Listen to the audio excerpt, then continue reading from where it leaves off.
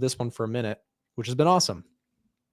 But the reason I brought this one up is because you asked about, drawdowns, what's an appropriate number of losing trades, what's a losing streak look like? Well, with this kind of risk to reward, as you can probably imagine, I usually take many attempts before I catch this kind of move. So when you see me talking about this trade, I just want to be transparent with you and let you know that for me to catch moves like this is not my everyday, accuracy. This is a rare occurrence where I get a really good move going, but I usually have to take a couple attempts in order to get that. Dollar Swiss was a bearish setup on the Edge Finder. I think it is again. There it is. Bearish setup on the Dollar Swiss. I waited for a pullback. I set up the technicals. I took the trade, and I've been trailing stops in this one. Dollar Yen has also been a bearish setup, and I ignored that setup, and I wish that I hadn't. But at least I got Dollar Swiss. They're moving together for the most part anyways, Dollar Swiss, Dollar Yen. But yeah, I mean, Yen really strong right now. Swiss franc really strong right now. Kind of crazy stuff. NASDAQ's back down towards its lows, about down 2%. I personally would like it to go a little bit lower. I've stopped out of most of my positions. If it goes lower, I'd feel a little less bad. And if it goes higher and we get a strong wick off the bottom today, I might try again. But I'm going to keep watching the NASDAQ, keep watching the S&P 500. But really, the only one that's showing up on the Edge Finder as a bullish setup for me right now is the Dow Jones. So I've got to be picky about if I'm going to take a trade on anything else. I've got to be very picky. But the Dow, I'm still in my Dow trade. Value against my own judgment, the Edge Finder was smarter than me. And that's kind of cool because I was long the NASDAQ. The Edge Finder was most bullish on the Dow Jones. Edge Finder was right. Nick was wrong. So we'll see. But look at that. I'm about break even. Sure, I've given back a ton of gains on this move, but I'm still in the Dow trade. This call was so much better than my own calls. And I also missed the dollar yen. Maybe the better call for me would have been to just listen a little bit more to the Edge Finder and size up my trades a little bit better. Maybe that's the one mistake that I made in this recent round of stuff. Anyways, while we're on the subject, the Edge Finder is currently 55% off. Today is the last day to get access. We're ending our summer sale at the end of the day. It is currently 55% off to get access to the Edge Finder. Don't miss that discount. It is the best one that we're doing all year long. No cap, as the kids say. It is the best discount that we're doing for the entire year. It won't go lower than that. So if you've been thinking about getting a copy, this is quite literally your last chance for 2024 to get access for 55% off. Don't miss it. Take advantage of the discount. Click that link, chat with a rep. They can get you set up with discount and answer any questions you might have about the tool and its functionality. All right, guys, we're going to just take a quick break, and then Chris Pulver is coming on to talk charts. He's going to take over the stream for a little bit, and I've got to run to the restroom. So we're going to leave it to Chris, and he's got it from here. And stay tuned. We'll be right back just after this. Wait a second. What is that out in the water? Is that a shark?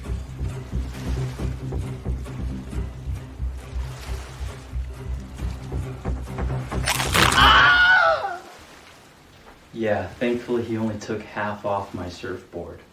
The markets can be a very scary place. Don't go wading into treacherous waters without your Edge Finder, which gives you market data like the commitment of traders data, retail sentiment, our top setups algorithm, which generates ideas each day for you, and so on and so forth. If you don't already have a copy of the Edge Finder, we're currently doing our summer sale, and it is our biggest discount of the entire year, no questions asked. If you're waiting for a better discount, you won't get it. Currently, the Edge Finder is half off, and for stream viewers who are watching right now, we're going to be dropping a link in the chat as I speak, and that link will take you to a direct message center where you can speak to a rep on our team.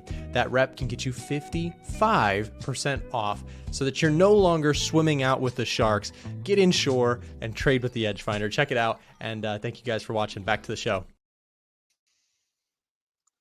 Hey everybody, happy Friday. How's everybody doing today? One thing, just give me a second here. So does anybody know the song by Deep Purple, Smoke on the Water?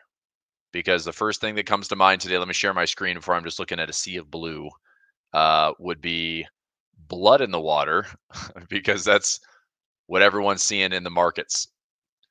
All right.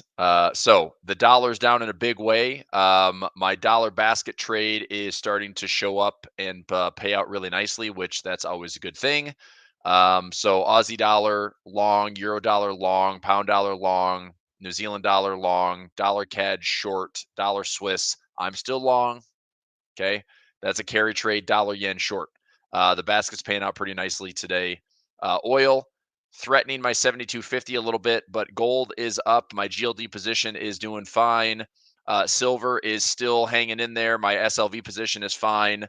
Bitcoin, honestly, like kind of unchanged considering the stock market is gapping lower. We had like 2+% gaps to the downside on the Nasdaq today. We had I think 1.4, 1.5% gaps on the SPY today. You're looking here like just again just a nasty, nasty sell-off day. The IWM, the Russell Small Cap, has given back about 10% since the high Wednesday. Crazy, crazy, crazy. But I do have a list of things that I was just doing a full live session for the last hour or so. It was like 55 minutes, and a lot of people come back in to see some more. I do want to get some more, get to some more symbols today, some more assets, and do some more analysis. But this is the list of my to do. So I did get assigned on Google and Tesla. I don't want to own the shares. I'm going to keep the buying power high for opportunities like this. Okay, so when I show Google, for example, trading at 166, I have a 170 by 172.50 bear call spread for $1.75. My week so far, if I show this here, so I have Meta I'll add it up on my calculator here. So I'll have about $1.10 profit on Meta. I have a 60-cent credit on MA and a 60-cent credit on Qualcomm. I'll have $1 credit on Tesla and another $1 credit on Tesla, or I'm sorry, on Google. So that's $4.30 credit per contract. I have Pfizer that's going to get called away today for about $2,500 profit per account. So that's about 17 grand or about 17.5. So right there, like, so the week itself, I mean, it's fine. The fact that things are dropping, and look, I've been positioned for this for the last month. Hedges I've had on. I have hedges in ES and hedges in NQ. So if I show those positions, let me go all my accounts here. So I have a E-mini futures hedge that's up around $2,500. A gold play that's up. This is gold futures up $4,600. I've got an NQ. This is NASDAQ up around $8,000.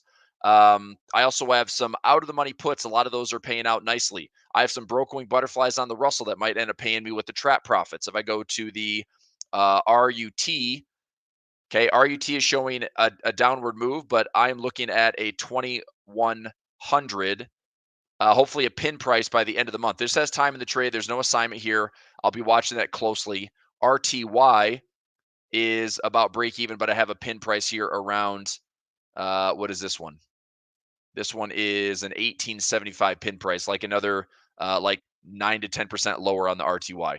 So I have hedges on all the major indexes. I took some trades today on SVXY, which is a lot like trading. It's a combination of trading the S&P with volatility. So I'm doing some puts on SVXY, collecting some premium. I don't mind owning this as volatility retreats. Then this starts to head back up and we'll probably make new highs and then have another split later on. So this was a 2-to-1 split back in April. So this was trading up around $100. I've been in and out of this SVXY for years around this like $30, $40, $50 area. Gets over $100+, it splits. Same type of thing. So anyway, let's see. Got some questions coming in here. Can we see your buy or sell positions? Yeah, I mean, what do you want to see? I will. I mean, you can. I've got a lot of stuff going on here. Just this week, like I said, the trades that I took some profit on.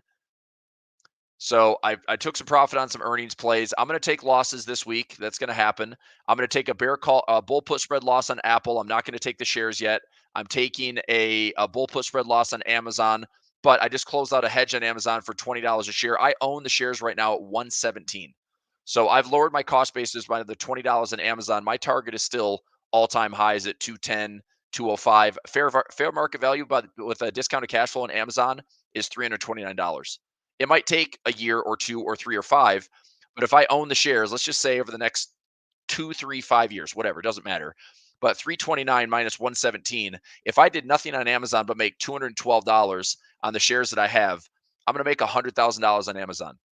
Does it take me a couple years to do it? Probably. But is it worth it? Yes. Manage your trades. I have a core position in Amazon. I'm using options to lower my cost basis. There's money to be made. Okay. I look, when I started buying Amazon, same thing with Apple, same thing with all these, Mag 7s. After the splits, does anybody think over the next 10 years, does anybody think that Apple could return to $1,000 a share? Does anybody think that Amazon could be $1,000 a share, or Google or Microsoft?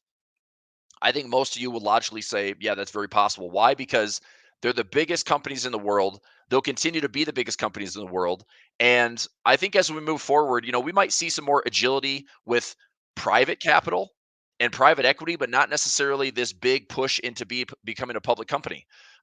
So I do think that when big companies like Apple and Google and Amazon and Microsoft, when they see competitors, they buy them, right?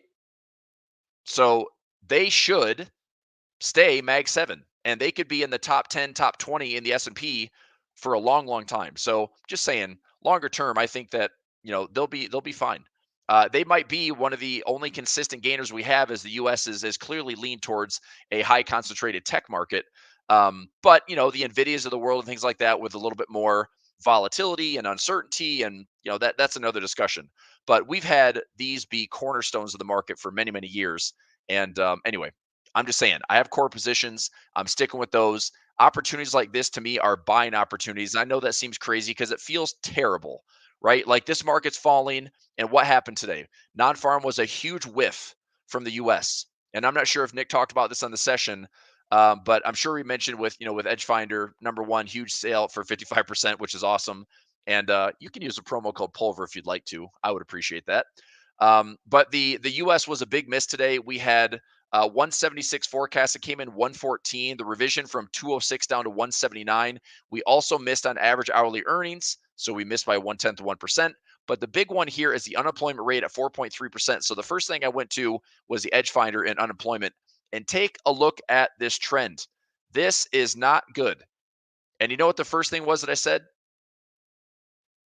I said, I think the Fed's probably going to look to cut by 50 basis points now.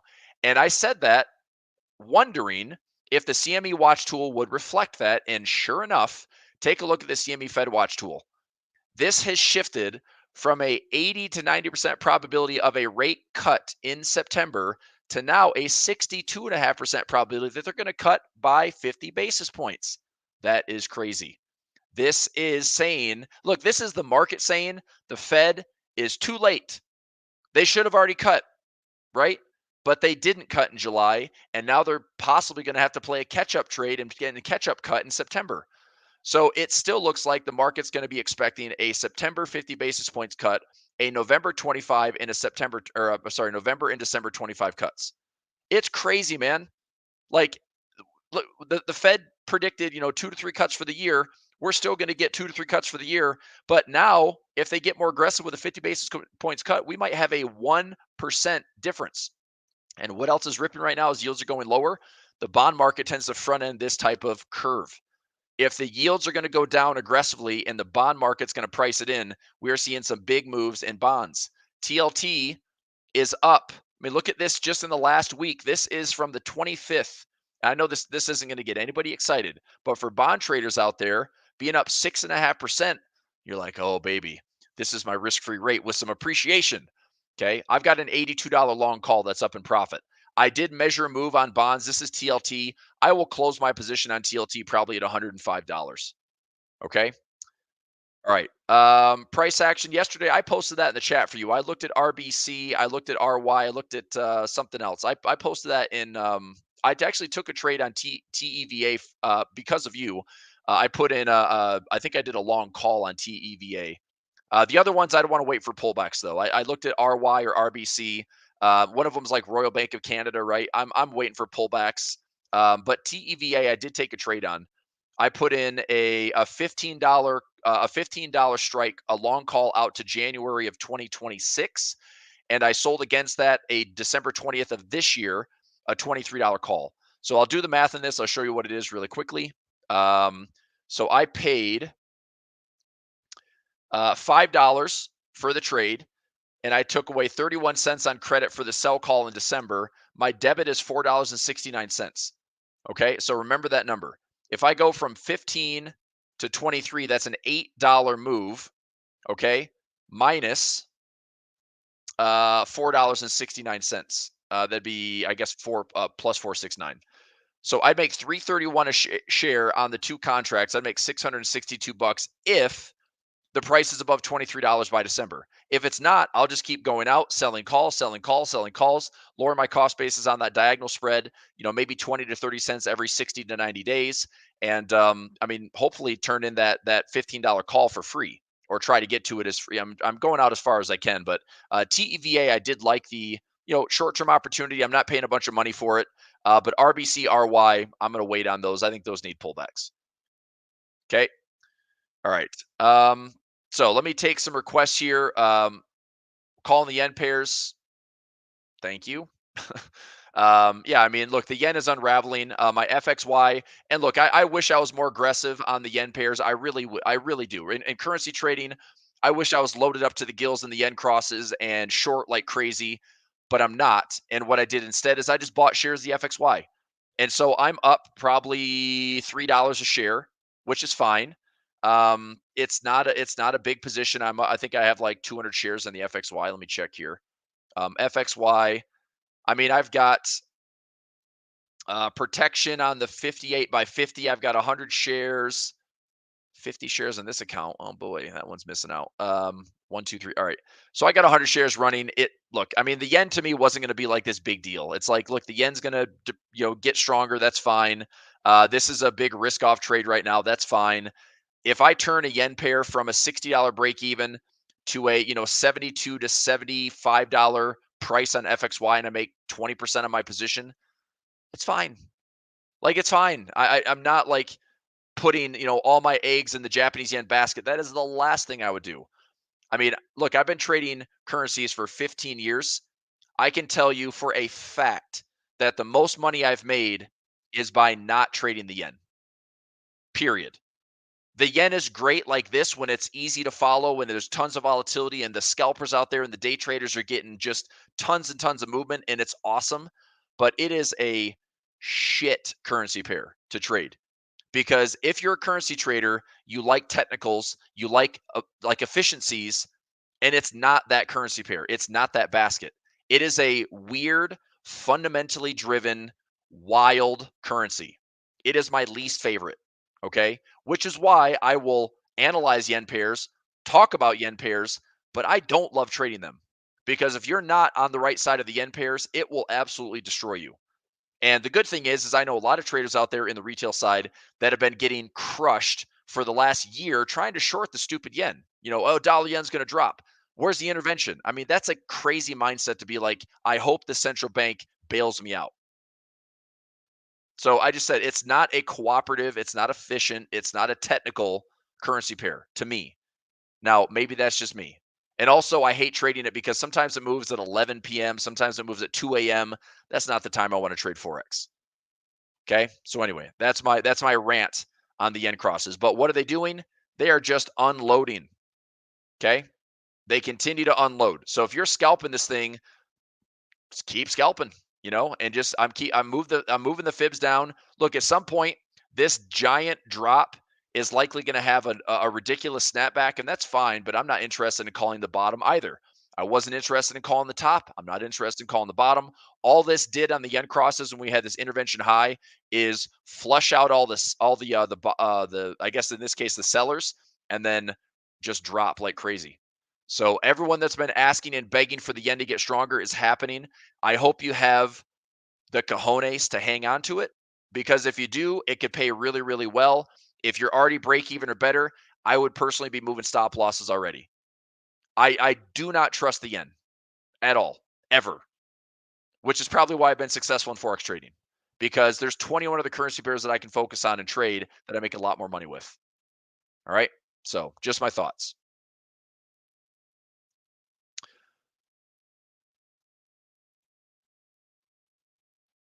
All right. Okay, we good? So let me just take a look at my little Pulver report. So S&P is down over 2%. Qs are down over 3%. Russell down almost 4%. Dow's down 1.5%. VIX is up to 25, 24.88. Big, ridiculous rip on the VIX right now. I was looking at this earlier this morning. If we get up into the 30s or 40s, do we have another 2008 on our hands? I don't think so. Do we have another 2020 on our hands? I don't think so. So more than likely, I'm going to set a chart alarm here around 30 to 35, and I'm probably going to take a sell trade on the VIX. If we get to 30 to 35, I'll set a chart alarm here around 35. I'll go 32.50 and go halfway. I'm going to look to sell the VIX. How? Probably just a bear call spread. But if I do a bear call spread, get about 30 cents on the dollar. Let me change the color here. If I get about 30 cents on the dollar, okay, if I put in, I don't know, 10 contracts, and I can generate, a little profit there by the market likely reverting. I mean, this is an instrument that has lulls, expansions, and reversions, and they happen fast. So, where am I at in the SPY? Well, I said, and if you watch the video, look, I post this on YouTube, I post this on Twitter. You can check out any of my stuff. It's like I share what I'm doing, and why is that? Because I'm a retail trader just like you. And, I think everybody can use some help, and it helps me just be more transparent and be objective and, take considerations where it's like, if I'm sharing my ideas with people, it's like, I'm really picky about what I share, right? In a way that I'm picky about what I trade. Okay. So I've called for a 7 to 12% correction in the SPY, right? Right now, based on current price, we're down about 6.18%. Remember, 7 to 12. That's a big window, okay? So if we creep up to 7%, here's what I'm going to do. I'm going to put on a trade right now for the SPY that's not going to get filled, but I'm going to put a pending order here, and I'm going to put a trade down here on the SPY also. All right, I'll do this right now with you in session. So this is a 525, and what I'm going to try to do on the SPY is, hang on a second. SPY is here.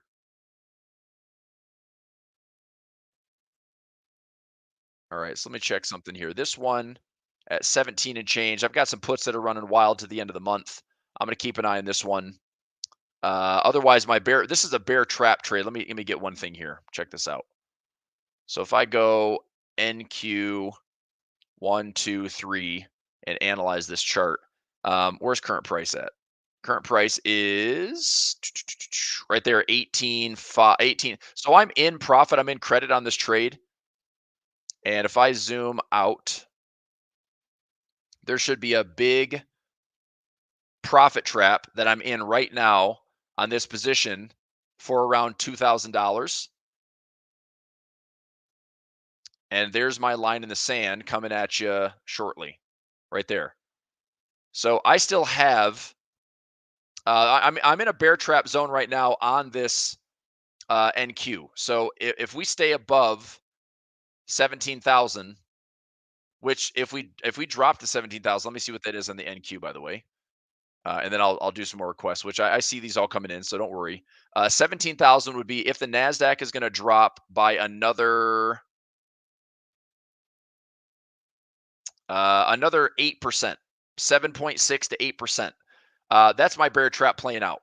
So there's a little pain in that trade happening, but my bear put spread is showing, max profit of around 10 grand. So I'm just going to sit on that for right now because I want to see, does this trade, and this is where it's going to be a little sketchy, does this trade offer what is resistance to become support? Well, we better figure out in a hurry that these bulls are ready to step back in, because if this thing starts to unwind, high, low, lower, high, lower, low, if this thing starts to unwind and starts to challenge this low right here, then I think we're putting in a pretty severe test of, man, this top might be the top for a while, So anyway, I'm just noticing that, one is up around 10 grand, one's down about 9 grand. That's just because my naked put is exposed around 17,000 and is dropping and volatility is up. So that delta is changing very rapidly. But like I said, I'm just going to chill on it for right now as the other one is hedging and playing out. My ES trap is going pretty well. This one, I have the bear trap starting around 5,500. It's currently in full profit, looking to maximize that. And my strike to the downside is 5,100. So the S&P could drop another 4 to 4.5% before that trade becomes threatened. And I also have a way out of the money, kind of a black swan hedge at 48, which pays like 20 to 1. So actually it might pay more than that, but I think I did 2 contracts where it's about a 1% risk for about I want to say 10% hedge. So even if I'm just, and again, I realize that making profit on a black swan hedge can just do a bunch of washing. Like I could have a drawdown, it could wash the drawdown so my watermark stays about the same, you know? So anyway, just saying. All right. Let's get back to some charts. So here's like I'll just go back to the Pulver report here, just watching things, just obviously things are getting pretty ugly today. But I still have stuff to manage. By the end of the day, this is my list. So I'm going to take a look at some symbols right here. Apple, Amazon, Qs, IWM. Those are going to be small bull put spread losses. I am going to put on a trade with the SPI right now with you in session. Tesla and Google. I'm gonna take the full profit by the end of the day. I could just let the bear call spread expire worthless, but I'm going to have to get rid of the shares that I own as well as the long put in order to wash that 75-cent loss. So I'll take the $1.75, take the 75-cent loss, take my dollar net profit, and so the result would be Tesla closing for profit and Google closing for profit.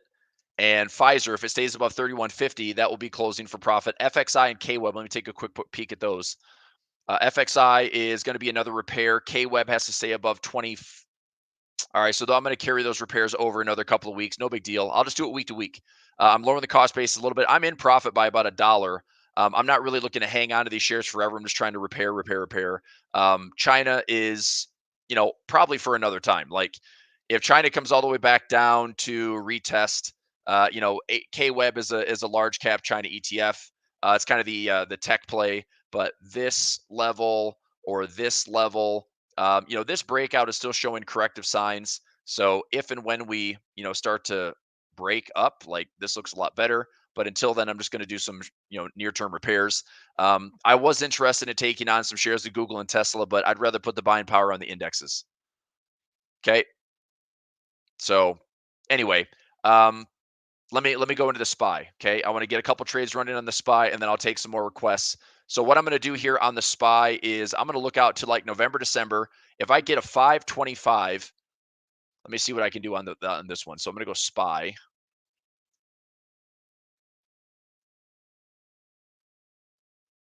Table positions. All right, let's go SPY. So if I go SPY,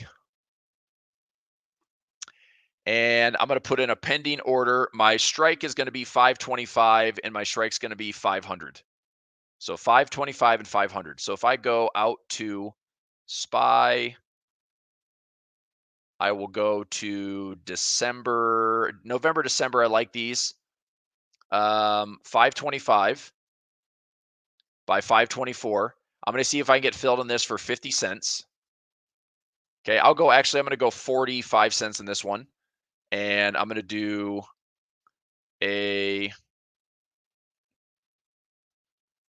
5 contracts. I'll do 10 contracts here. Okay, so a 525 by 524.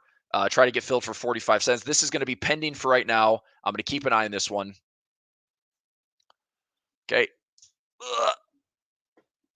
The dog wants to say hi. All right, so 45 cents. Hey, what's up, Frank? How are you? Good. How are you? Good. Are you kicking yourself that you don't have your Qs running still? I sold my last put this morning. Okay. I'm happy. It was a very out of the money call or out of the money put that ended up working out. So I can't really complain, but that was a crazy move. So yeah, I mean this has been a crazy week, dude. I think correct me if I'm wrong. Will you check while I'm putting these trades on? Will you check the size of this week's high to low so far on the Qs and see if it's bigger than last week? Last week was like $28. Yeah, from high to low this week, is it more than last week? Is it over like $30 from high to low? It is. Oh wait, I'm sorry, I'm not on the Qs. I was on NAS. So on the Qs, it was 30.8. So it exceeded last week. Wow. Crazy, man. Well, the beginning of this week was or actually it was just Wednesday. You saw this like hammer candle that looked like we were about to turn all the way around, only to give that all back yesterday. And today is just another sell-off. NFP came in super weak. Yep. I didn't think that would necessarily cause anything, to be honest.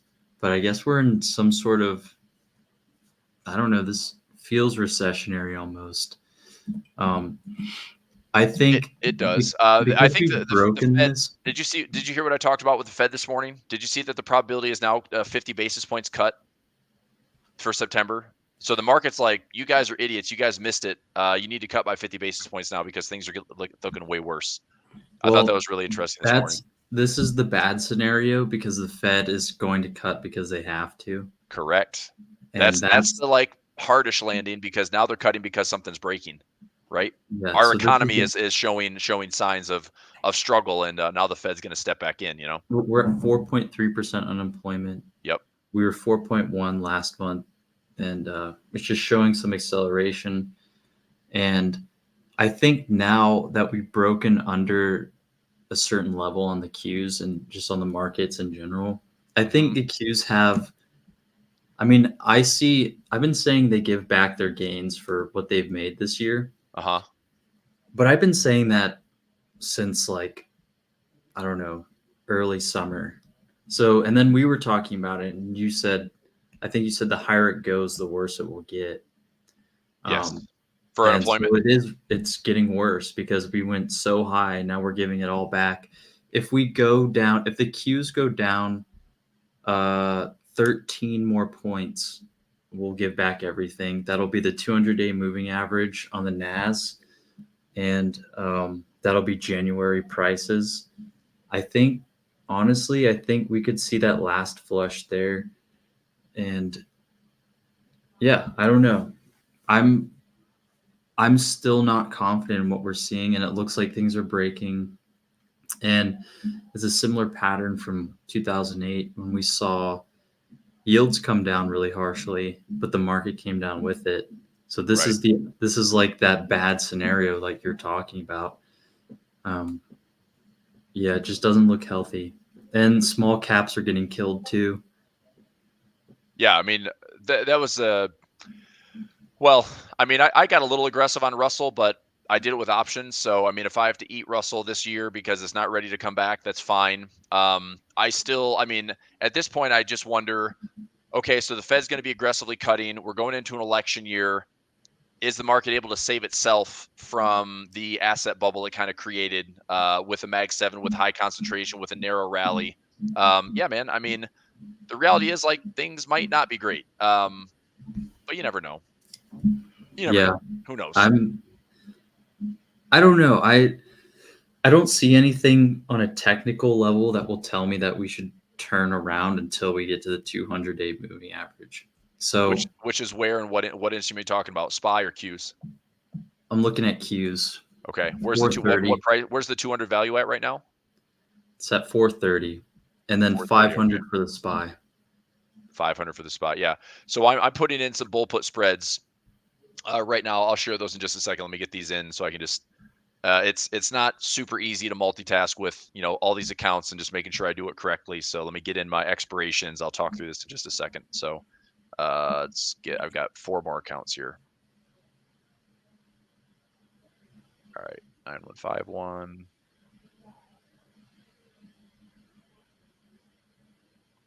All right, 2 more.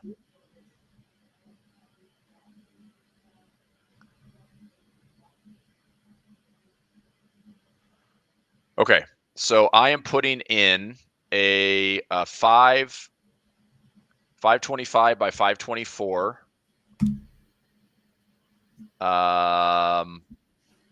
bull put spread for 45 cents credit, and that is November.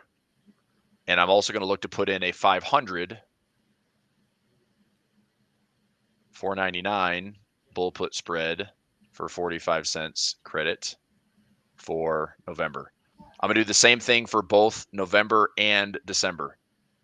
to see if, either of these levels, if there's going to be any resumption. Are we really that far off? Are you looking at the daily 200 or the weekly 200? Daily 200. Wow, we have that much space, huh? Let me get this other workspace up. I have the 200 on mine. Let's go load.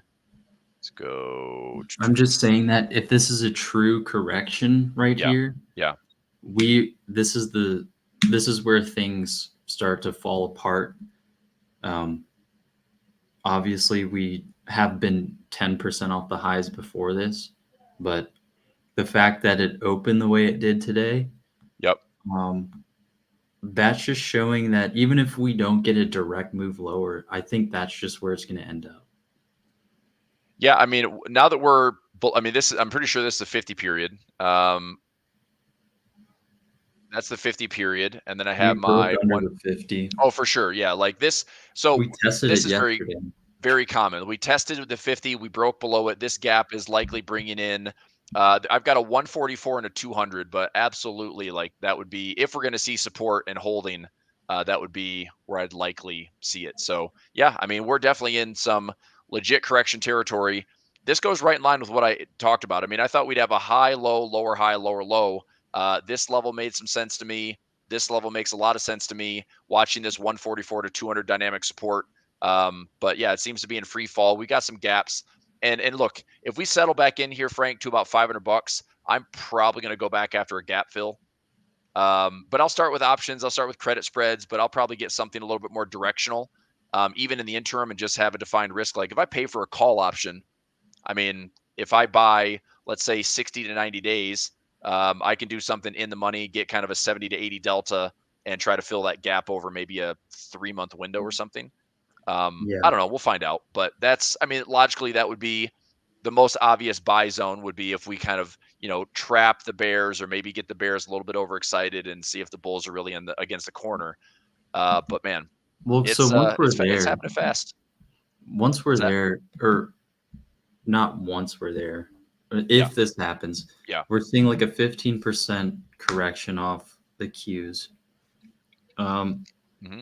I would have to be really patient though. I would like to see it hit that 200-day, and I'd like to see something on a technical side. I'd like to see some reversal, just showing me that it's holding up here. Yeah. So I feel like a daily candle, if it could, pull back and hit like I like seeing hammers. So if it shows a bullish hammer pattern, I think I would like it. But if it just closes at it, I don't really know. I'd have to see more. I don't necessarily close back above it, right? If it closes below, then you want to see like a close back above, and that's kind of putting in the bottom. So either it hammers off of it, or you're looking for a close below to then give us a close above, and then you're resuming, potentially resuming the uptrend. I'd like to see it dip below in the middle of the day and then come all the way back up by the end and show a hammer. So or in classic fashion, it just gaps like $5 to the upside. Yeah. Like it hits it Monday and then Tuesday it gaps up $5 and never looks back. Yeah, so that's the problem is once it starts buying again, you have a very short window to get in if you want to get in at the lows. Agree. So I don't think that these are the lows. I'm hoping they're not. I don't think they are. Look, SPY 7 to 12% window correction, and we're creeping up on 7. So like that's right in that window. Like ideally, if I get a 10% correction on the SPY, I'm super happy to be a little bit more bullish. And if I get a 12.5 to 15% correction on the Qs, I'm more happy to be bullish. So I will test. I will test these areas. My Qs, I've got it written in this one here. So the 450 by 445 is filled. The 420 by 415 is pending. I'm watching those trades. I'm going to put in some December credit spreads as well, because that's right around the area that 200 is sitting on the Qs. Like I have it right here. We're sitting around this 433. So, I mean, if we're back above 450, like that's the nice thing about a credit spread is we're above it. That line in the sand is safe, and that's good profit. SVXY crossing $50. Whew. All right, we're going to get some premiums, dude. Crossing 50. That's SVXY. So VIX is just ripping today, man. Like, okay, dude. This is coming up fast enough that if we have this like screaming VIX of 30 to 32 and change, I'm probably going to do a bear call spread on the VIX. So I have a chart alarm set here around 30 to 32.50. I'm going to do a bear call spread on the VIX. Not right now, but I'm going to look at placing one. I like that. Yeah. When the VIX goes crazy like that, yep. I would say your odds are very high. Yep. But I don't necessarily think that it's going to be like a. What do you think the VIX can move to? I'm kind of kicking myself 40? Because. I mean, do you think the VIX is going to COVID? I mean, we're moving to 80 on the VIX? Probably not. Like, I'd see this like 30 to 40 window as like, yeah, man, that's a scare. That's a legit scare. We're having, 6, 7, 8% corrections in a major index, 10+% corrections in a major index. So, yeah, I mean, getting up to 30 or 40, that's a big jump in volatility. I mean, going from arguably like decade lows, give or take, it's like creeping up these like super low volatility and super low volatility. It's been noted for months that the lower the volatility, the more risk you have by trying to stay bullish, because the upside just doesn't offer the same returns. The VIX is up 49%. Yeah, I know. I gotta wonder here. I'm just curious, so I'm going to look back in hindsight here and kick myself a little bit. But my $20 call, it's double the price. So I got in for $1.66. It's trading for $4.30. That's what I wanted, was trying to get like a 300 to 400% gain on my VIX trade. But whatever. I still took like $2,500 of profit the other week. I had a VIX vertical too that I closed out pretty early on, and it was, I think the sell leg was at, I think it was at 20. So I had it at, I believe it was 14. I bought a call at 14 and sold a call at 20. Okay. And I sold out on like this very first wave up to like 16 or 17. Okay. But now I'm just like, man, I should have held on to it because it expires on the 16th. Okay. Well, your max would have been $6 anyway, but now you just be closer to max profit. Right? I made like $1 or $2. So yeah, you're gonna max out it. Probably right now it'd probably be trading for like 5 and change. Close to that $6 max target. Okay. Look, man, everything is nasty today, right? But I'm watching a lot of things closely. I'm watching my hedges. I was sharing this earlier. This is my to-do list today. So I'm looking to manage. So my credit spreads that I took on earnings, Google and Tesla. If Tesla stays below 230, which it likely will, I'm going to take my $1.75 on the bear call spread, and then close out my assignment and wash the trade for $1 net profit. Google, same thing. I did take profit on 3 earnings plays this week. I'm going to continue to repair FXI.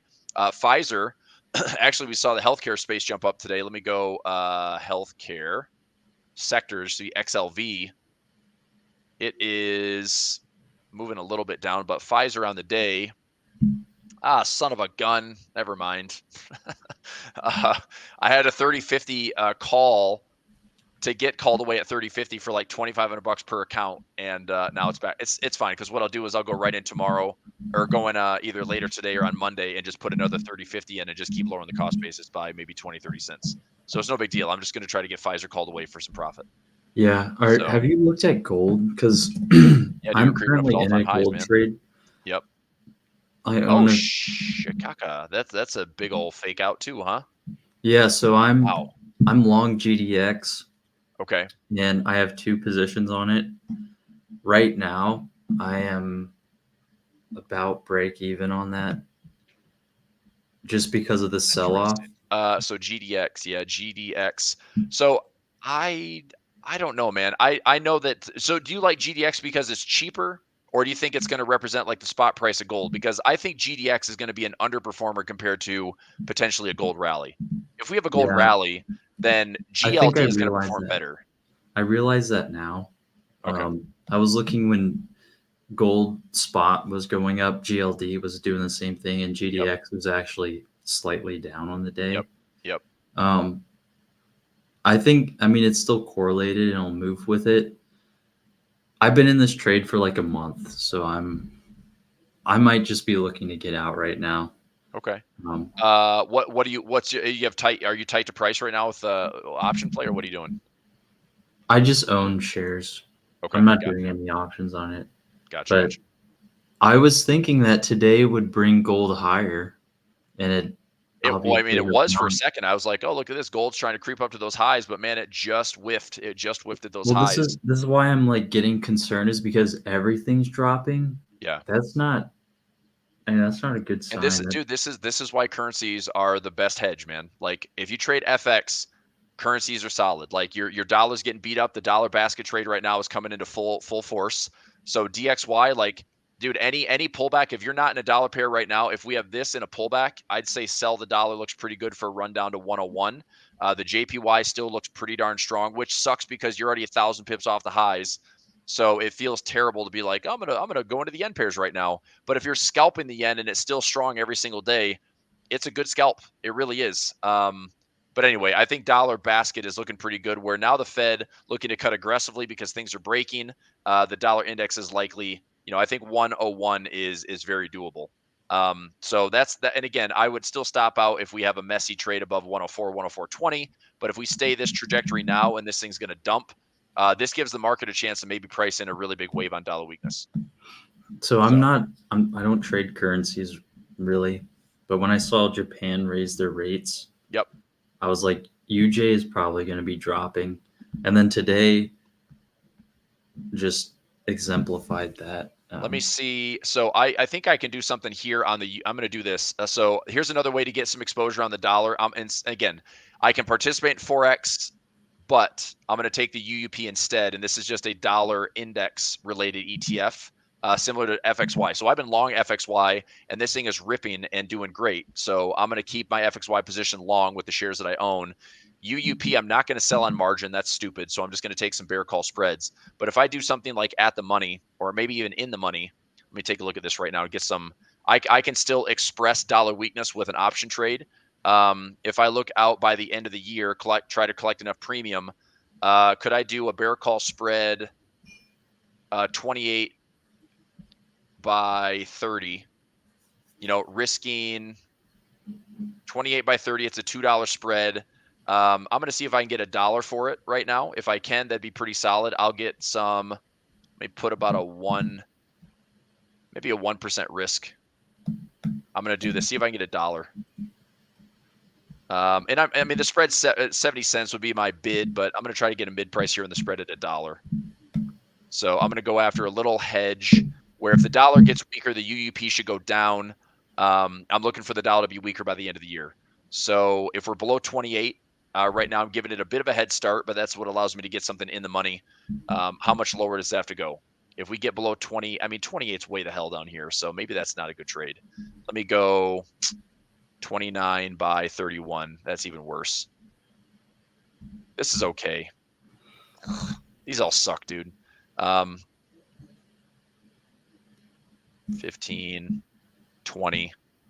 Are you bearish? Yeah, I'm bearish the dollar. Yeah, right now. I mean, with this to me is a little bit more definitive on, and it's, look, dude, it's a fine line because like if we're going into a shitstorm and a recession, the dollar might not be that much weaker for longer. But if the Fed is going to start slashing rates like crazy, this carry trade unravels quickly when the Fed's looking to cut by 1% by the end of the year. That's what the watch tool shows right now. 50 basis points September, 25. That's a 1% slash, and probably more to come into 2025. So I'm now wondering, I know it's priced in now as like 50 basis points, but that can change in September. Of course it can. I know. Or do you think the Fed is really going to cut rates? I know it's expected, but I'm saying like that still can do some damage because we're still not seeing inflation where we want it to be. So once you start that cycle, he's going to have to keep cutting and just hope that inflation will come down. Yeah, but if the market tips over into some like scary recessionary window, dude, you're gonna scale back in everything, right? All your they don't have to come in and save us. They don't have to come in every time. But what do they do every time, Frank? What? What do they do every time? What do they try to do every time? And this is the concern. I've said this. If they come in and save us, but it doesn't work, that's a bigger problem. But they still, in some capacity, have and do and probably will come in to save in some capacity. So I'm not saying it's the right thing to do. It just makes shit worse. But yeah, they will do that most likely. Yeah. But I'm just saying, like, that's not what they should do. And well, what they should do and what they are going to do could be very different things. What they should do is nothing, because they should let it happen. Let it be capitalistic and let it be a free market. But instead, it's not. It's 30 plus years of heavy manipulation that you're either on board and you're not fighting the Fed, or you're not really paying attention to what the bigger fundamentals are. This market is heavily manipulated by what the Fed is doing. So we just went from a rate hike cycle to the most aggressive in decades, to now maybe an aggressive rate cut cycle. And the cycles happen faster. That's what's nuts. It's like all this stuff, like if the market's getting a whiff of this right now, look at what's being priced in. Aggressive dollar weakness. The stock market's dumping like crazy for the last couple of weeks. And it's just, I mean, volatility's up 45%. Like, these are crazy. This is big moves, man. This is why they say that bulls climb stairs and bears jump out of windows, because it feels terrible when the market's falling, because it's like, oh my God, is this the end of the world? Is the financial market going to collapse? That's what it feels like when the market's down 5%. So, yeah. Anyway, it's just not. It's really not that big of a move. I know it's not. I mean, in the grand scheme, it's certainly not. Yeah, it's not. Just let it keep going and don't get in the way of it. Let this be a healthy correction for once, and don't step in. We'll recover. We need to see this big flush out. Yep. But since we're super volatile right now, what about doing like 0 DT or 1 DTE? What do you call it? Verticals, but you sell them above price. So like, look at the open on the Qs. We had 453. Yep. What if you sold like a 455 that expires today? What would that be? Yeah. So what do you want? You want to look at today? You want to look at like above today's open and do like a 450? Yeah. Let's look. So I think the better trade would be this, because it's going to be a little bit more pay. I did this yesterday, believe it or not. I was in the SPX, and through the SPX low yesterday, I did a 5,400 by 53.95, and I grabbed $50 by the end of the day, or 50 cents per contract by the end of the day. And that was, a bit of a gutsy play. But I was like, I mean, we dropped, point wise, I mean, we dropped 2.8%. I was like, I think we'll be okay. I watched it to opening or to closing bell. Same thing today. It's like, if we get enough premium here to sell it at like 53.80, let me see what this looks like. I wouldn't mind taking this trade. I think this is pretty good. What are you looking at, bro? What's that? I'm looking at a 455, 456. That's only 13 cents. Yep. So I'm telling you, like, I'll look at the NDX. I mean, if you've got the buying power, let me look at the NDX, because I would do one maybe at like 53.85. I'm on the wrong one. Sorry. No, NDX, my bad. Here. So if I did like a 18.625, 18.625. So I don't know what that would be for the Qs. I'll tell you. You're looking at the same thing I am. Like your Q trade around the there. So right now I could do a 18.625 by 18.630 right here, and say that we're not going to close or touch this gap today. Okay. So if we stay right here by the end of the day, I will grab about $1 profit. I think that's trade 454. Yeah, so let's look at the same thing. So you're probably going to make about the same, like, percentage wise, if you go QQQ and look at a 454. Let's go QQQ. I mean, I'm seeing 15 cents. Yeah, it's garbage, but I'm telling you, you're going to make like 10 to 15% of the spread. So if you did a 453 by 454, you're making about 19 cents. If you want to slide those out of the way one more dollar, you're going to make 15 cents. So you're going to make about 15% of the spread. Is it a high probability trade? Right now it's sitting at about 82%. I think the trade is fairly safe. Obviously there's risk, but I'm going to do this trade right here. I'm going to go NDX. Okay. I'm going to go NDX. I'm going to take this trade for around this 18.634. and grab, I'm going to try to grab about $1 out of this if I can. So I'll go NDX and 0 DTE and 18. So right here, I can grab about $1. Let me see if I get $1 out of this one. Review, send. Come on. So right now it's trading for, all right, I'm going to leave it pending for $1. It's trading around 75 to 80 cents credit. So I've got about a $1 credit that I'm trying to collect. I'm risking $400. So that's around about 20 to 25% of the spread versus your 15% of the spread. That make sense? Yeah. Okay. So I'm going to see if that gets filled. If it does, I'll try to grab $1, and my line in the sand is right here. So if we go down lower, then this may not get filled at $1 credit. If this thing kind of like rips back on the day, then there's some risk in the trade. So I'm going to place it. It's 18,625. Yep, 18,625. Put it right here.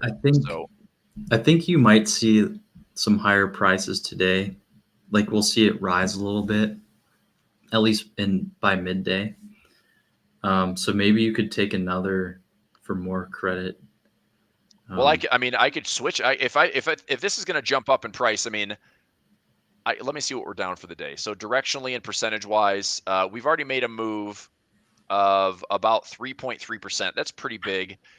What you and I have looked at on the higher time frames is there's not really a big level to necessarily be buying from. We've cleared the lows. Like that was what was scary about today's open, is we cleared last week's lows by a pretty decent amount. So I think the bears are pushing as hard as they can. There might be some, I don't know. To the downside, like that 200 moving average is not sitting anywhere close to current price.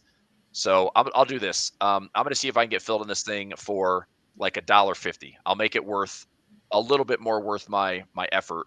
Let me replace this to $1.50 credit. There. So if I get filled $1.50, I'll take the 350 risk and see if it gets filled. So if it doesn't get filled, no big deal.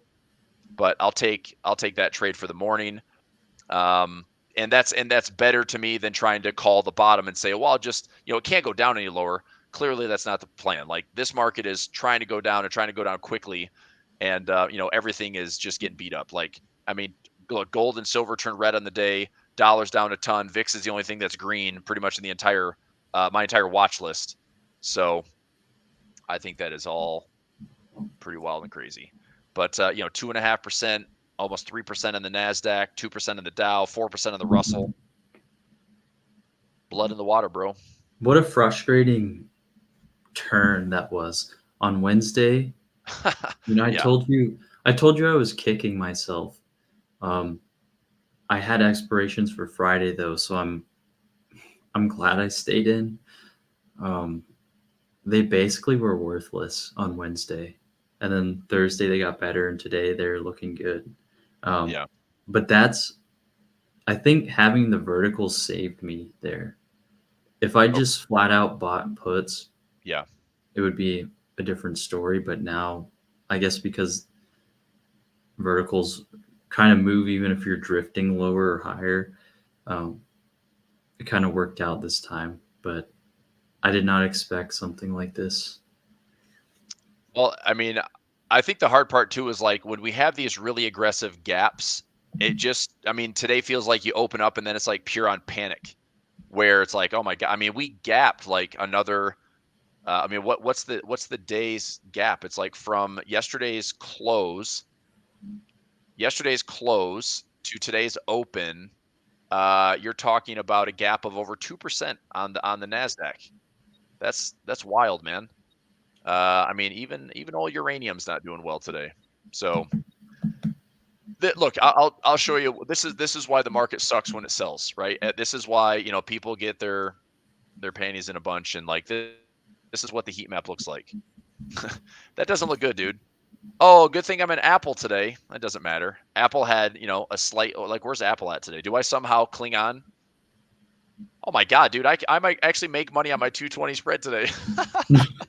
Apple's up enough against the market. This is crazy. I might actually turn this. So Apple 220 by Friday close. Yes, maybe. Amazon, that's going to be a loss. Qs are loss. IWM loss. Google, Tesla win. Qualcomm, MasterCard, Meta. Like that's a lot of profit. Close Apple now? Oh, let me take a look at it, dude. Let me take a look at it. Because if it's I get in for, I think it's a $2 spread, and I got in for $1.20. Let me check. Also, we have 1 minute. All right, we won't go long today, I promise. All right, Apple, the 220 by 2. Oh yeah, the 220 by 217.50. I got filled for $1.20. Let me see what it's trading for. I mean, to be safe, I should probably just take the profit. So let me see what it's trading for. Apple here, the 220 by 217.50. So right now I can protect about 70 cents. It's not the greatest, but it's certainly not worth taking on the extra risk when I can just guarantee the profit. So I'll go ahead and just take a 50-cent debit, take my 70 cents profit. I'll still make 140 bucks. Let me just go ahead and knock these out. Fill the 50 cents. All right, I'm gonna do this really quickly. Nice. I'm gonna put myself on a timer for 1 minute and try to get all these trades closed out for profit. 50 cents. Positions. Oh wait, this one's got to sign. This is the trade right here. Never mind. So close. And hopefully it fills for 49 cents or less, 45 cents maybe. Let me see. I'm just trying to grab a few more bucks. 45. Filled at 45. Yes, grab an extra 5 cents. Okay. 220, 217, close. I'm just going to take the mid price and see if they'll fill me. Booyah. So this is the nice thing about having a big liquid underline is I can get filled at the mid, the 220, 217.50. Take some profit, 47 cents. That's fine. Let's take it. Thank you. Thank you.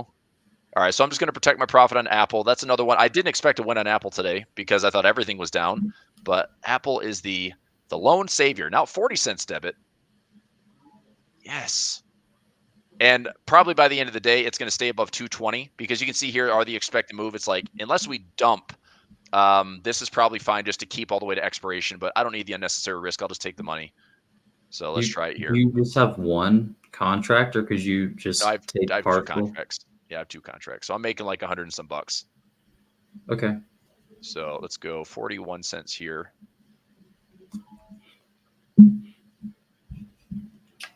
And lastly, Apple.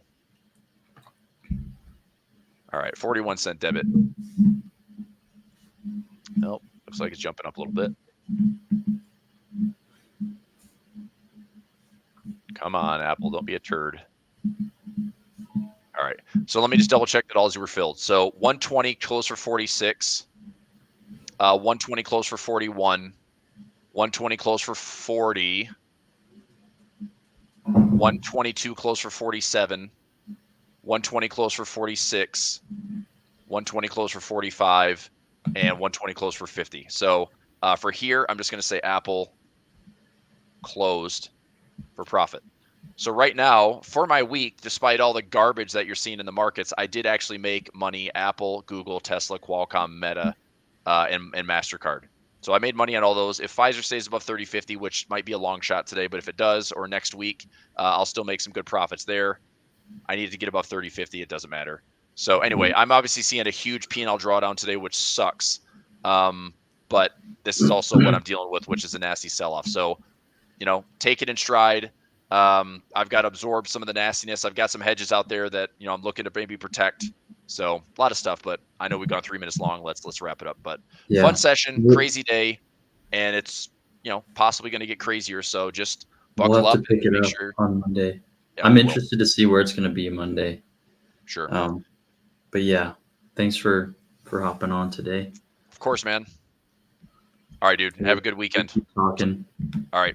Okay. See you, everybody. Yeah. Bye.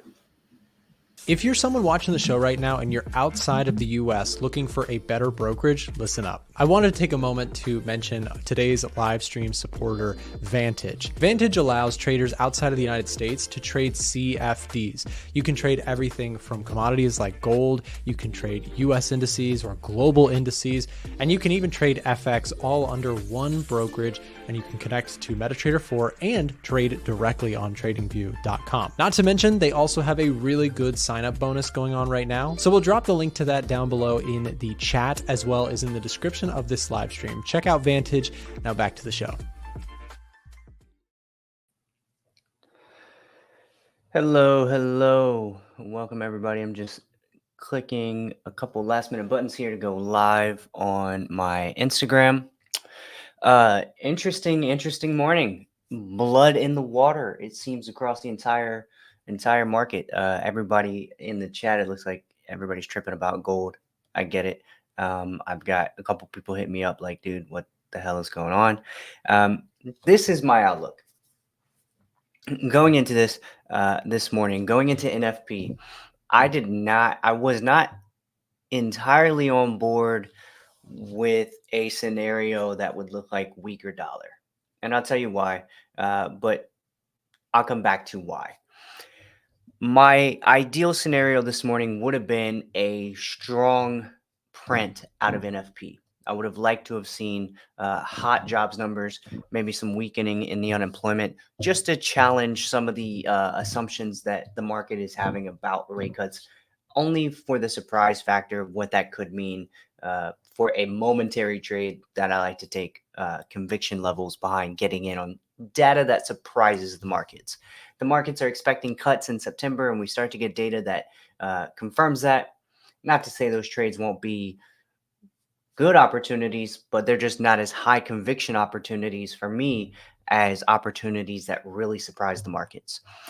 On top of that, another reason why I wasn't exactly enticed to get involved in any kind of a sell on the dollar this morning with any NFP numbers coming out that indicated weakness in the U.S. economy was because we've hit this 104 area for quite a while, pretty much most of the month, at least since the 11th of July.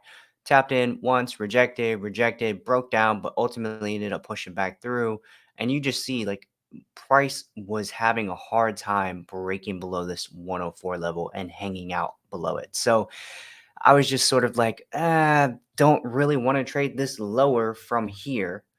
On top of that, there was a little bit of, I had this underlying thesis that if we got super crappy NFP numbers today, that could kick in recessionary fears, which would then potentially turn the dollar into a bit of a safe haven, which would mean even though we have crappy job numbers pointing to the downside, the edge of trading the doxy, trading the dollar to the downside would have disappeared slightly.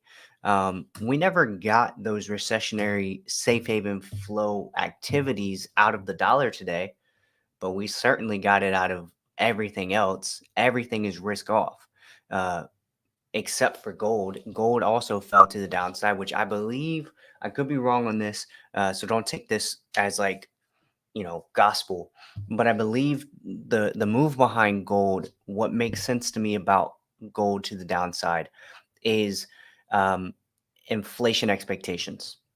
If we're getting really terrible job numbers, like this morning's NFP print, I'm sure you all are aware, this was incredibly bad. Unemployment rate is up to 4.3%. In the June SEP from the Fed, we were seeing 4.0% was their year-end projection. So year-end projection for unemployment was 4.0. On the last unemployment, we beat it at 4.1, and this one we beat it even higher at 4.3. So unemployment is rising. Non-farm payrolls are falling significantly. We've been hanging out around the 200K area for the last few months. We're down closer to 100K now. Average earnings are also down, not incredibly down, but they're down. So all of this, really terrible job print. So let's follow the train of logic here. If a lot of people aren't working, NFP numbers are down, job gains are down, unemployment's up, a lot of people out of work, average earnings are down, the people that are working are making less averagely. That would then should indicate a little bit of a slack in the demand of the economy. And if we have less demand in the economy because people are making less, they can't afford to spend money, so they are not spending money. Well, then inflation has a chance to come down. Those inflation expectations get to lower, and then gold, is a hedge against inflation expectations. If inflation expectations are lowering, why would gold need to continue to rise in value? That's sort of my thesis for the gold move. Now, this is hindsight capital 101. This is, if you want to sign up with a like a Wall Street firm that never loses, just join Hindsight Capital because you're always right. So that's my hindsight idea behind gold. I had zero prediction for that, zero foresight for gold potentially reacting like that. I tend to avoid trading gold because of some of the behaviors that it makes that are in that vein. For me, this morning, trading a currency made all the sense in the world. We had the DXY falling. It wasn't recovering. So I got in on some Swiss buys real quick. The only thing I regret about this trade is not holding it longer. I was in like here and literally in this leg and out this leg. So it's my only regret on it was right here. This was my trade. Just grabbed a little something out of it, which it was a good trade for the way that I trade, but little pang of regret that I didn't at least leave a runner or two, but it is what it is. All this stuff, everything that's happening in the market today makes complete sense to me in terms of data reception via market participants. So I would have expected a little bit more equity upside, but then again, the recession fears grabbed a hold. I believe the recession fears grabbed a hold of the market around the open, and that's why we saw NASDAQ fall this morning after the New York Stock Exchange open. And especially because this initial reaction at NFP, equities to the downside off of a lower NFP print, this is a really fast recessionary fear reaction in my mind that we didn't see in other assets. We didn't see the DXY react in a safe haven manner from recessionary flows. I don't think we saw gold. Yeah, gold initially reacted the way that I would have assumed equities would have reacted. So a bit of an interesting reaction there on equity side from the initial NFP print, but the way that it's moved since makes complete sense to me. Risk assets, I believe, I haven't checked the currencies, but NZD struggling a little bit to continue to the upside. Odd. Here's a risk asset currency struggling to maintain any upwards momentum and falling back to where we were at the NFP drop. I wouldn't be surprised if the Australian dollar continued to drop off for the rest of the day, just getting in line with the rest of the risk assets. But yeah, that's sort of my outlook, my ideas for why there's blood in the water today, right? All right, if you guys have any questions, feel free to send them through. When you know fundamentals, you would be selling USD at 106 area.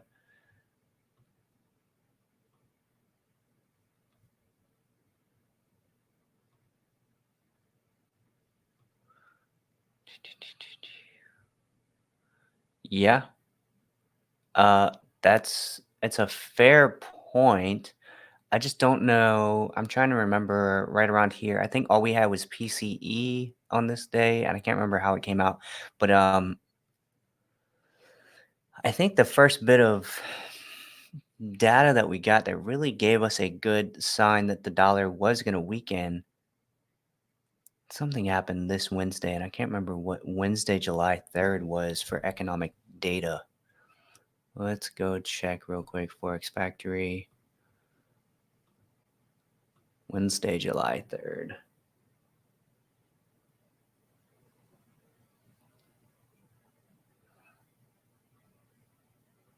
Unemployment and ISM.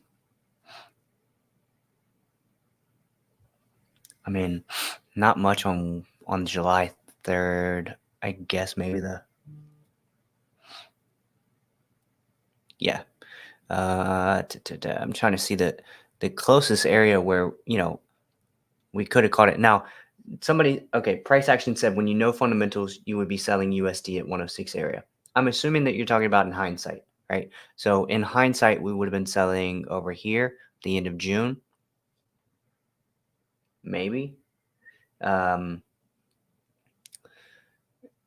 know that in this area, basically because all year, but in this area, I was here on A1 Trading Show and with my private guys, I've been saying I was looking for Doxy weakness to start coming into play. I don't think I ever got any real economic data reasons that gave me that until this CPI on the 11th of July. And then after that, it was pretty much like okay, my bearish bias is pretty well baked in at this point. Like I believe we're going down on the Doxy, but then we get challenged with this 104 level, unable to push past multiple times. Not really sure what data we're going to need to see in order to push past and hold past this. Obviously, today's job data is was the ticket for that. All right, let's see. Look at gold. Oh yeah, dude. Yeah, gold is melting today. That's for sure. Again, if you missed Michael, I don't want to mess your name up. Michael said, look at gold. It makes perfect sense to me. I don't know if you were on when I was just touching on this. I was just touching on why I believe gold went to the downside. I believe it's inflation expectations. So again, we had a really crappy, really bad job numbers, right? So the job numbers are showing a lot of people that are out of work. There's not a lot of payrolls. NFP is low. Unemployment's high. That means a lot of people are not working. When people are not working, they're not doing what? They're not spending money. When people are not spending money, that removes a lot of demand out of the economy, and inflation is partially a factor of demand. And so the demand side of inflation has the opportunity to come down. So I believe the crappy jobs report that we got this morning lowered inflation expectations, and gold is a hedge against inflation expectations. So if the market thinks that inflation is going to continue to rise, well, then gold itself should go up in value theoretically. But if inflation is going to fall, if the expectation is people aren't working, nobody's going to be spending money, inflation's going to come down, well, that you don't need a hedge against lowering inflation, the value of gold also drops. So, not to, this is certainly not to say that like gold is just never going to recover. It's never going to come back. It's just going to drop off the face of the earth from here. On a technical basis, we've hit resistance here at 24, we'll call it 24.30, 24.35, 24.80. And of course, I'm looking at gold future. Oh no, I'm looking at XAU USD. Okay. We've now gotten a double top here. We could be in for a little bit of gold downside. Gold is a little tough to trade at times for me when it comes to the way that I look at the market. Because I'm also expecting further dollar downside outside of the dollar potentially reacting in a safe haven manner. So it's tough to say where gold's going to go from here. But if inflation expectations really grab a hold of the market and those inflation expectations continue to drop to the downside, I can see more downside move in gold for sure, especially with this heavy rejection from this 2480 level. Somebody saying buy gold now. I mean, why? Like this is again, everybody, do as you please. Feel free to, take whatever trade you believe in.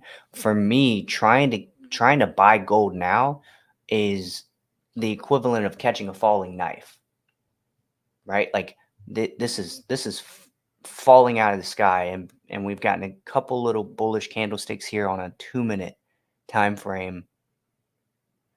Zero reason for me to buy gold at all. I mean, you could get, if you have good reasons, please send them through.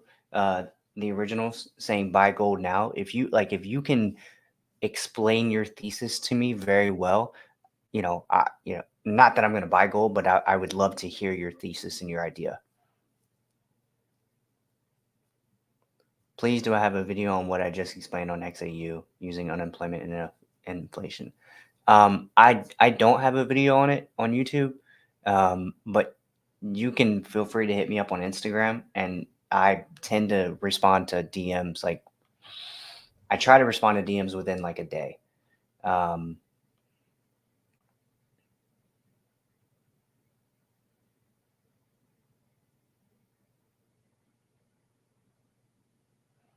Yeah, so everybody's worried about gold, and I get it. Gold is, obviously it fell out of the sky this morning, but I think it's a completely reasonable reaction to the NFP print.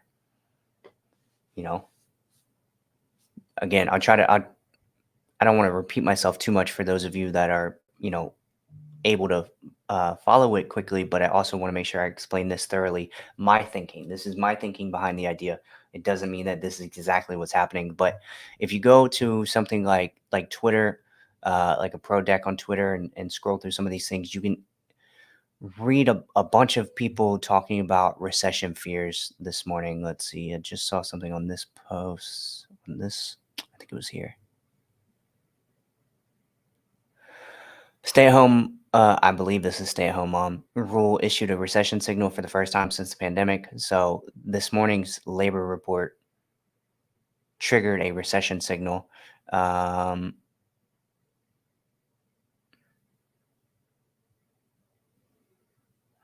JP Morgan is now calculating a 50 basis point cut for 2.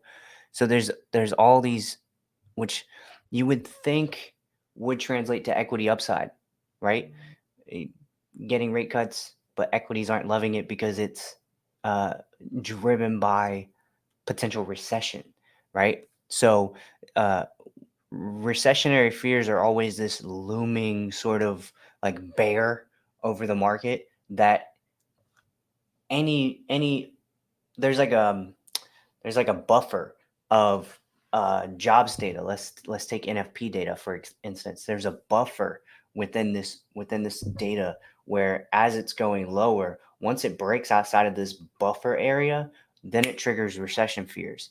And a typical reaction off of like a negative jobs report that would maybe indicate to the market that we're going to get a cut at the next meeting would theoretically be good for stocks, should theoretically be good for gold, should theoretically be negative for the dollar. But once it breaks outside of that threshold, outside of that buffer area, then it triggers recession fears. Well, this is too much weakness in the labor market. This is too much unemployment. This is unemployment rising to a level that's really uncomfortable. Are we going into recession? I think we're going into recession. We're going into recession. We're going into all of a sudden you got the sell everything voice yelling, and everybody's just jumping ship. Recessionary fears can take hold of a market, and I believe that that's what we're seeing this morning. And so, again, to tap back into gold, a lot of NFP was bad this morning. Unemployment rate was high. So what do we have? We have Unemployment rate at 4.3. That is higher than the entire year projection based on the Fed's summary of economic projections that dropped in June. So really high unemployment. Lots of people out of work, right? Not a lot of new payrolls on the non-farm. So what do these two pieces of data translate to? Weak labor. I'm not going to type all that out. There's not a lot of people working. That means less people working, more people, less people working, less people spending money. Less people spending money means inflation has an opportunity to come down because that demand side of the economy has been weakened. If inflation is coming down, if inflation expectations are coming down, if people are expecting inflation to start coming down, they don't need to protect themselves against inflation rising by buying gold. So the gold move, I believe, is directly tied to inflation expectations that have been adjusted now due to this jobs report. For Lee James, I'm at official Nick Phillips. Let me see.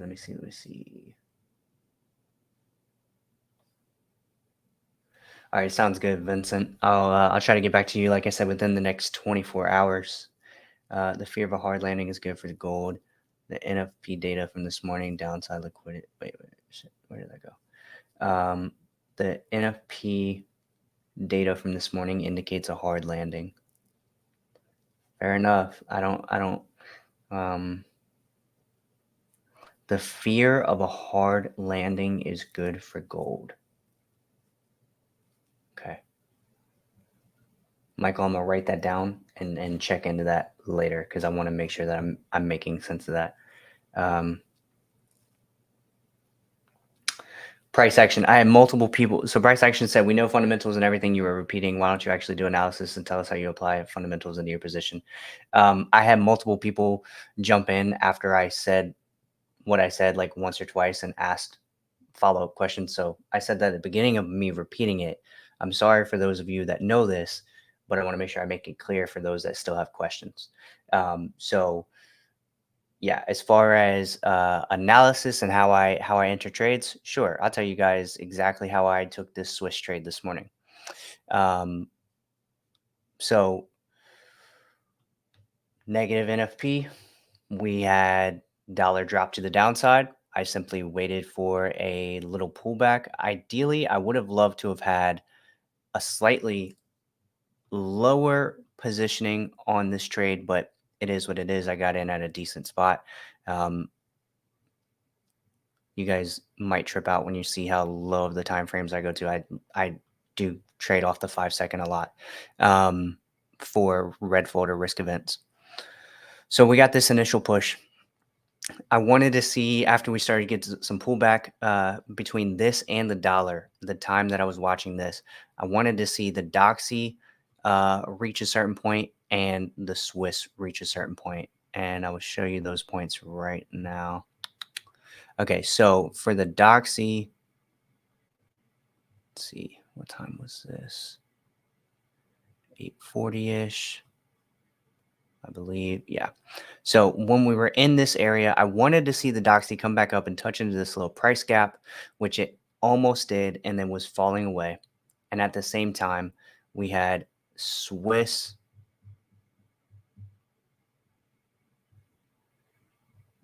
Swiss franc. On the 5 second chart, after data is released, what I like to do is I'll go in here and I'll find the first bit of like traffic, right? The first area where price was wicking, seeming to struggle, even if it was just for a few seconds. And that's sort of like a prime target for me. If price can get back to that area relatively quickly after the data drops and then gives me a sign of rejection from that area, like a good sign of price action rejection, I'll get involved. And so that's what happened today. It didn't quite tap into my zone here. It got super close, which was the exact same thing that the Doxy did. The Doxy didn't quite tap into that gap that I had marked up, but it got pretty close and then fell away. So after we get this little double bottom here, this neckline break, a little bit of a pullback, and then a nice momentum candle to the upside, I just went ahead and jumped in.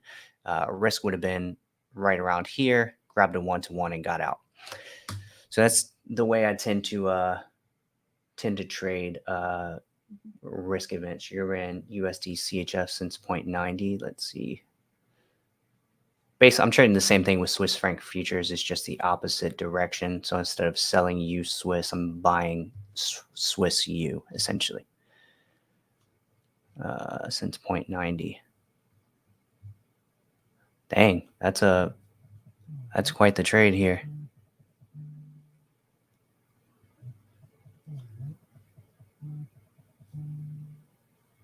Yeah, that's a good trade. Good job on that.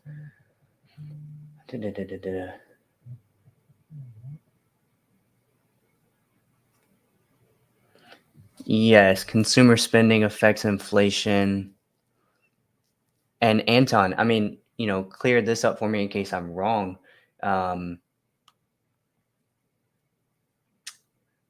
Wouldn't more people being out of work theoretically influence consumer spending? If less people are working, that means less people are making money. If less people are making money, that means less people are spending money. Right? That's kind of my the way I think about it. My opinions are all subjective. Okay. Let's see. Paul Reddington. This is where gold makes zero sense to me. It seems any argument can be made, but ultimately the market decides and ration arguments follow to justify the move. Ultimately unpredictable. Yeah. So yeah, I tend to not trade gold myself because there's so many different variables that it doesn't click for me. That's why I trade currencies. Because currencies for me, they make sense. I was touching on this yesterday, I believe, on the show. You have to do what makes sense to you. You have to lean into what makes sense to you. Some people, gold makes all the sense in the world for them, and they can trade how I trade with red folder risk events and trade gold really well. It's not me. I can't do it because gold just does not click for me. Currencies makes perfect sense to me. It's not 100%. There's no 100% obviously strategy to approach the market. Nothing is 100%. There's always going to be room for error here. But the way that currencies tend to react to economic data makes really crystal clear sense to me. So I tend to lean into that, Paul. If gold doesn't make any sense to you, there may be another asset out there that does make sense to you. Elham Weiss, my average risk to reward is 1-to-1. I have a pretty high win rate, but that means I don't get to sometimes it's a half RR, sometimes it's a 3/4 RR, sometimes it's a 1 RR. If I get like a 2 or 3 RR, I mean, that's a fantastic trade and I love it. I'll walk away with it, but I tend to get my 1-to-1s and just get out because my reasoning for getting in is based on new fundamental data that surprises the market, and the market needs to recalibrate its current pricing to match the sentiment created from that new data. So we got really bad jobs data. The dollar needs to recalibrate from where it's at to go lower to reflect the new sentiment of a significantly weaker labor market. So in that instance, I want to take something against the dollar. I like the Swiss strength this morning, so I went ahead and grabbed that. No, short on USD CHF, but it's the way that I trade it is Swiss futures, so it's long CHF USD essentially.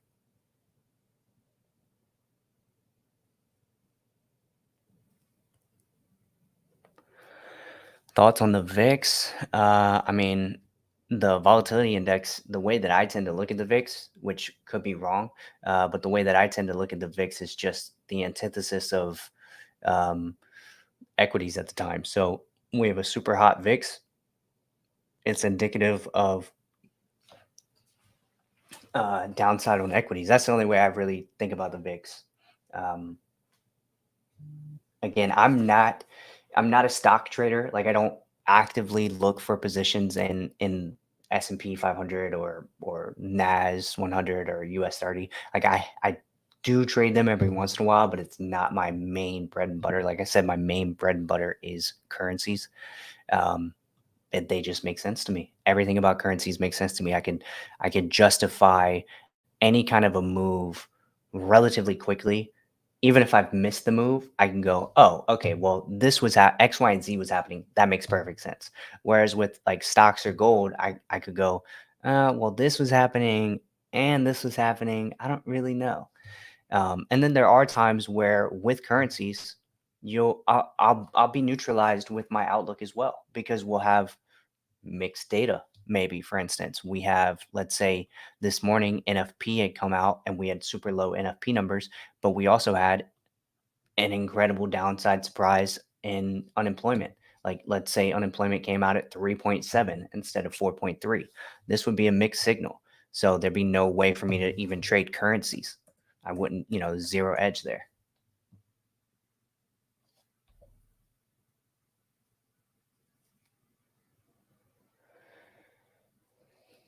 What's your advice for a scared trader, scared of holding when in profit, scared of entering? Like, I don't trust my setup. I'm supposed to be in the gold buy, silver buy, but too scared to enter.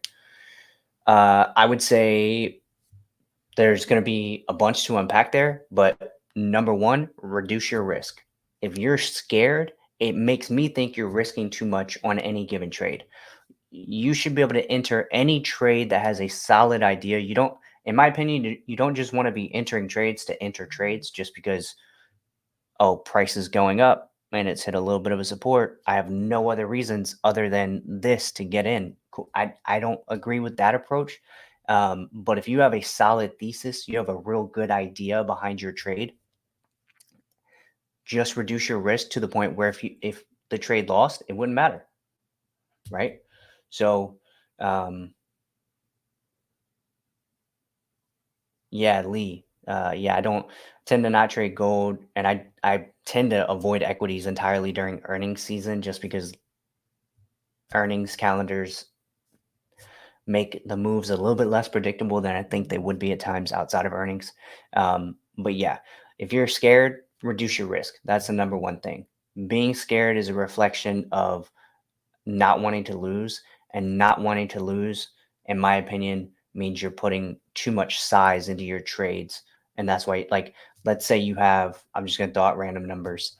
Let's say you have $100,000 account and you don't want to place this gold trade because going into it that you're about to risk $10,000. Well, yeah, that's scary. That's super scary. 10% of your account on one trade, that's incredibly.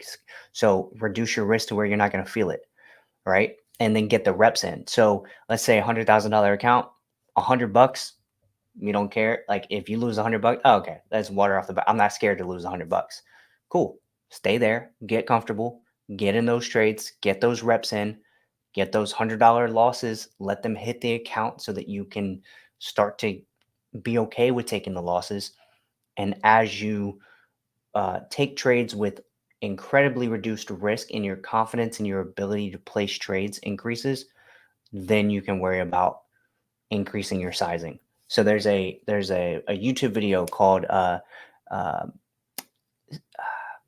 just look up Mike Bellafiore. I know it's a terrible name. I might try to type it in here in the chat. Mike Bellafiore, 7-figure trader, path to 7-figure trader.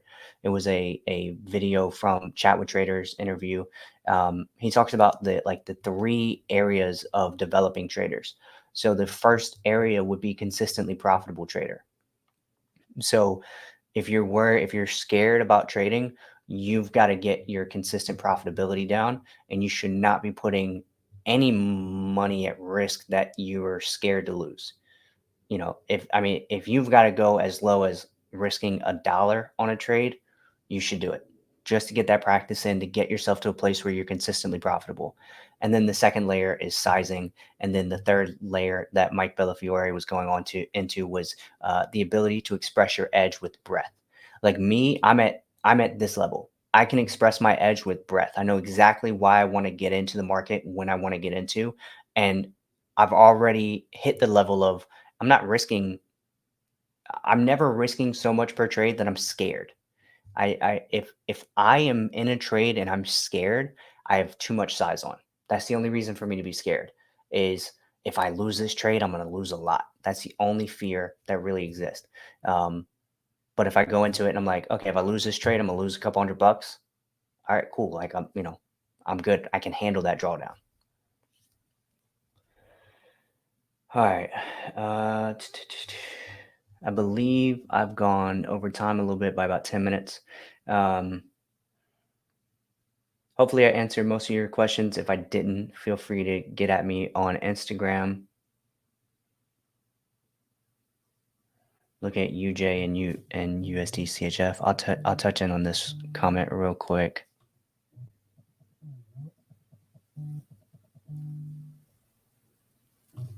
I don't see a pullback until it hits that next bottom support. Let's see where that next bottom support is. Why is this? What is this green line on my? No idea what that green line is. It's involuntary. Okay, there we go.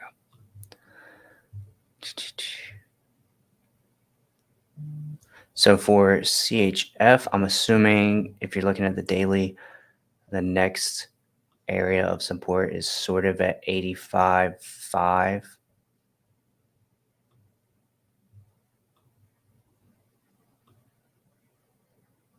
I mean, that makes perfect sense for me as far as like a target for selling the dollar.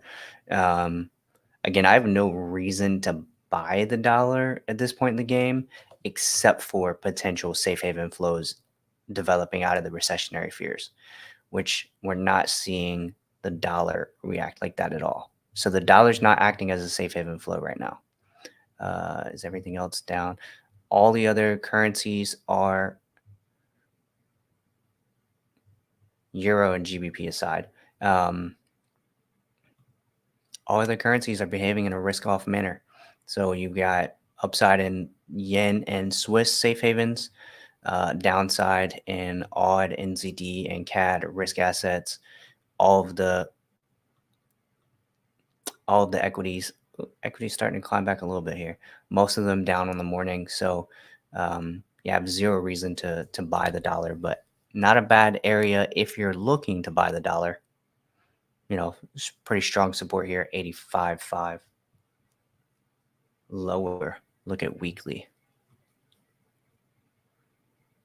Okay. Yeah, I got you. I can see that. Yeah. Yeah, I can see that area being somewhere to look for buys for sure, but I would need some real world reasons for me to want to start to buy it. But all right, guys, I'm gonna go. Someone's calling you again. Could you guys hear my phone ringing? That's crazy. All right, guys, I'm gonna go ahead and call it. If you have any questions, feel free to hit me up on Instagram. From all of us here at A1 Trading, thanks for tuning in, and we will see you guys next time. Thanks for tuning in to today's A1 Trading Show. Make sure to subscribe and to turn on post notifications so you don't miss the next one. Also, we're looking for more guests to come on the show. If you're comfortable being on camera, have trading experience, and you're looking to grow your audience exposure, we'd love to have you on. In the live stream chat and description below, we'll drop a link to apply to be a live stream guest and join in on the conversation. We hope to have you on soon. That's all for today. Trade safe, and we'll see you next time.